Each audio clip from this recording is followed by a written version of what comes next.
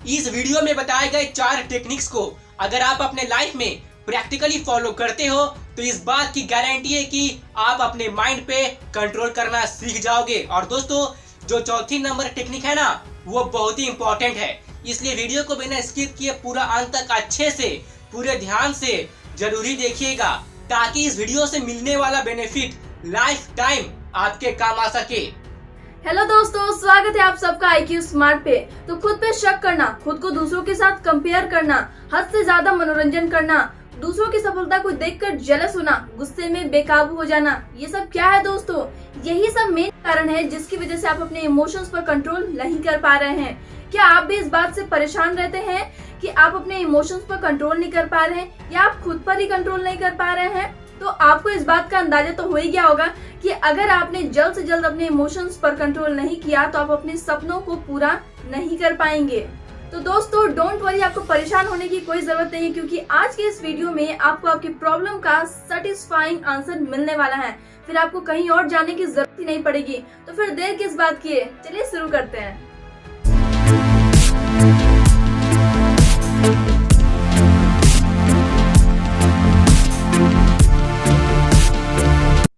Hi friends, अपने emotions पे control पाने का पहला तरीका है सेल्फ अवेयरनेस। जी हाँ, सेल्फ अवेयरनेस।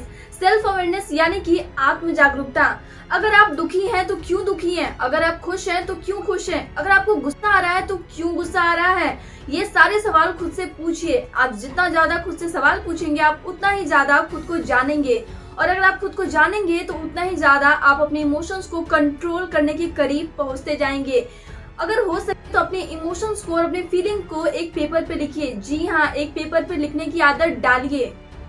तो दोस्तों, अब मेरी इस बात को ध्यान से सुनिएगा कि आज के इस टेक्नोलॉजी और इंफॉर्मेशन के समय में सोशल मीडिया ही सबसे बड़ा डिस्ट्रैक्शन है। जी हाँ, सोशल मीडिया ही सबसे बड़ा डिस्ट्रैक्शन है। सोशल मीडिया पे कई लोग अपनी ऐसी पोस्ट डालते हैं जिसमें वो खुद को कई गुना बढ़ा चढ़ा कर दिखाते हैं। वो रियलिटी में वैसे होते नहीं है जैसा वो दिखाते हैं उसमें। और जब हम उनकी पोस्ट को देखते हैं तो हमें क्या लगता है, अरे वाह, वे कितने कूल लग रहे हैं, वे कितने स्मार्ट लग रहे हैं। और बस वहीं पर हम खुद को उनके साथ कंपेयर करना स्टार्ट कर देते हैं कि क्या हम भी इतने कूल और स्मार्ट नहीं लग सकते हैं। हम खुद पे शक करना स्टार्ट कर देते हैं। अब कहीं ना कहीं हम उनके स्टाइल को कॉपी करने की फिराक में रहते हैं। पर दोस्तों, इस बात को ध्यान दीजिएगा कि सोशल मीडिया पे हमें जो कुछ भी दिखाया जाता है वैसा रियलिटी में होता नहीं है। वो लोग अपनी असलियत से कई गुना बढ़ा चढ़ा कर दिखाते हैं। तो इसलिए खुद पर शक करना, खुद को उनके साथ कंपेयर करना बंद कीजिए। प्लीज दोस्तों, बंद कीजिए, तभी आप अपने इमोशंस पर कंट्रोल कर पाएंगे। अपने माइंड को कंट्रोल करने का दूसरा सबसे बेहतरीन तरीका यही है कि आप अपने लिए कोई लक्ष्य निर्धारित करें। दोस्तों, अगर आप अपने लिए कोई गोल डिसाइड करेंगे, अगर आपके पास अपना कोई मकसद होगा तो आप अपने गोल के लिए काम करेंगे। और जब आप अपने गोल के लिए काम करेंगे तो आप अपने गोल को अचीव करने के लिए हमेशा अलर्ट रहेंगे। और जब आप अपने गोल को अचीव करने के लिए अलर्ट रहेंगे तो आपके डिस्ट्रैक्ट होने के चांसेस कम हो जाएंगे। और अगर आपके पास कोई गोल नहीं, अपना कोई मकसद नहीं है, तो दोस्तों आप इजीली कभी भी डिस्ट्रैक्ट हो सकते हो। इसलिए अपने लिए डेली गोल, वीकली गोल, मंथली गोल, ईयरली गोल और फाइनल गोल डिसाइड करो। और अगर आपको ये नहीं पता कि हम अपने लिए गोल कैसे डिसाइड कर सकते हैं तो इस टॉपिक पर हमने पहले ही बहुत ही अच्छी सी वीडियो बना रखी है, जिसे आप डिस्क्रिप्शन में दिए हुए लिंक पे क्लिक करके उस वीडियो को देख सकते हो। तो उस वीडियो को जरूर वॉच आउट करो और अपने लिए गोल डिसाइड करो, ताकि आप अपने माइंड पे कंट्रोल पाने के सेकेंड स्टेप को पार कर लो। दोस्तों, अपने माइंड को कंट्रोल करने का जो तीसरा तरीका है वो इतना जबरदस्त है कि 101% काम करता ही करता है। और दोस्तों, उस तरीके का नाम है डोपामिन डिटॉक्स।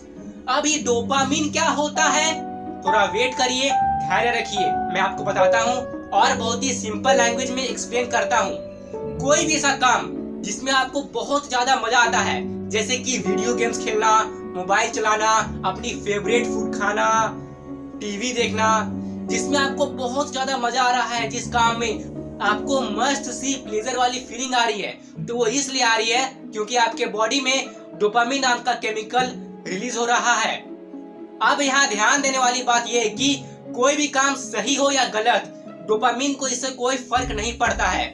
आपको जिस काम में मजा आ रहा है वो सही हो या गलत, डोपामिन रिलीज हो जाता है, क्योंकि डोपामिन को सही और गलत के बीच का फर्क नहीं पता। दोस्तों, अब जरा इस बात को बड़े ध्यान से समझिए कि अगर आप अपने डोपामिन का यूज सही कामों के लिए कैसे करना है ये सीख जाते हो तो आपको कितना फायदा हो सकता है। और दोस्तों ऐसा पॉसिबल है, लेकिन इसके लिए आपको प्रैक्टिस करना होगा डोपामिन डिटॉक्स यानी कि डोपामिन फास्टिंग।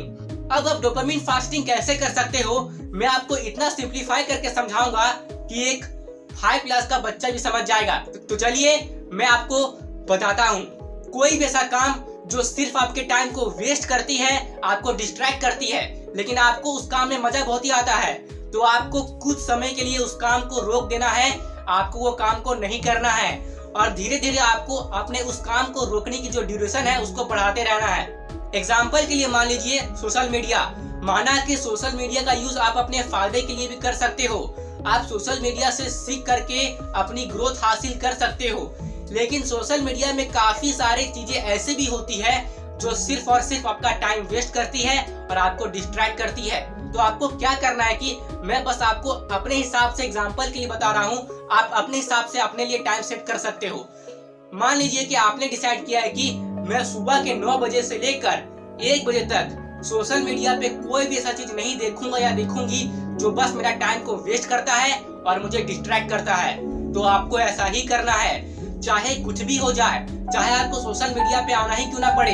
आप अपने काम के लिए सोशल मीडिया पे जरूरी आइए, लेकिन अगर आपने डिसाइड किया है कि मैं डिस्ट्रैक्शन वाली चीजें और टाइम वेस्ट वाली चीजें 9 बजे से लेकर 1 बजे तक नहीं देखूंगा या नहीं देखूंगी, तो आपको ऐसा नहीं करना है और धीरे धीरे आपको हर दिन अपने इस ड्यूरेशन को बढ़ाते रहना है। दोस्तों और भी ऐसे कई सारे काम हैं जो केवल आपको डिस्ट्रैक्ट करती है और आपके टाइम को वेस्ट करती है, उससे भी आपको रोकना है और धीरे धीरे उसकी ड्यूरेशन को हर दिन बढ़ाते रहना है।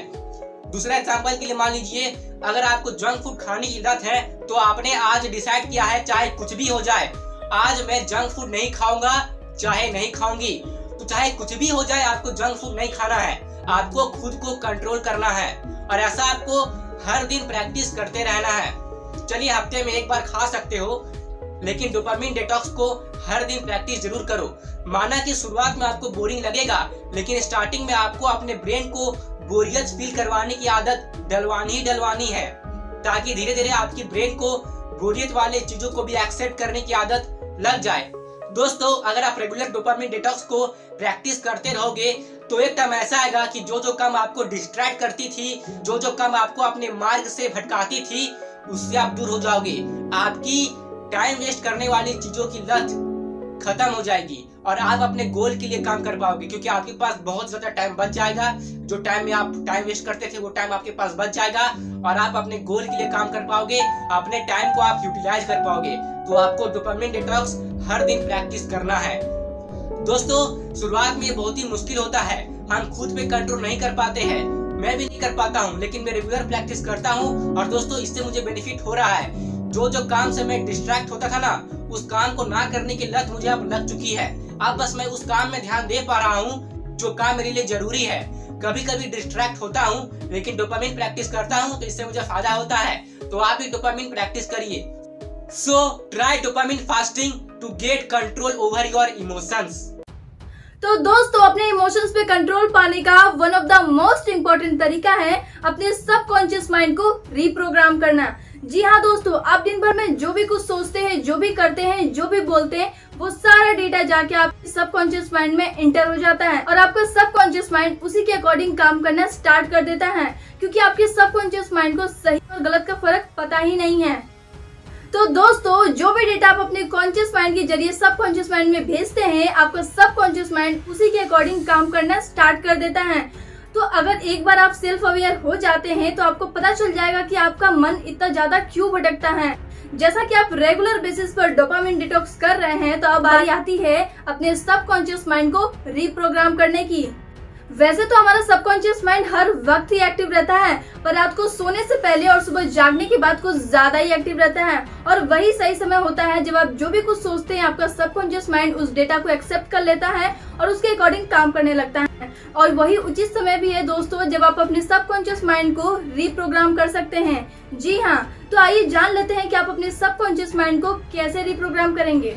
तो दोस्तों, अपने सबकॉन्शियस माइंड को रीप्रोग्राम करने के लिए आपको रात को ठीक सोने से पहले एक पेपर पे अपनी फीलिंग्स को पूरे इमेजिनेशन के साथ, पूरे विजुअलाइजेशन के साथ पेपर पे लिखना है। जैसे कि मैं स्थिर हूँ, मैं स्वस्थ हूँ, मैं शांत हूँ, मैं अपने काम को पूरे फोकस के साथ करता हूँ या करती हूँ, मैं अपने मन पे काबू कर सकता हूँ या कर सकती हूँ। और आपको यही काम हर रात सोने से पहले करना है और सुबह ठीक उठने के बाद आपको उन्हीं लिखी हुई चीजों को पूरे इमेजिनेशन, पूरे विजुअलाइजेशन और पूरे फीलिंग के साथ पढ़ना है। तो दोस्तों, जो भी तरीके हमने आपको इस वीडियो में बताए हैं, अगर आप उन तरीकों को रेगुलर बेसिस पे फॉलो करते हैं तो ट्रस्ट मी गाइस, आपको बेनिफिट जरूर होगा।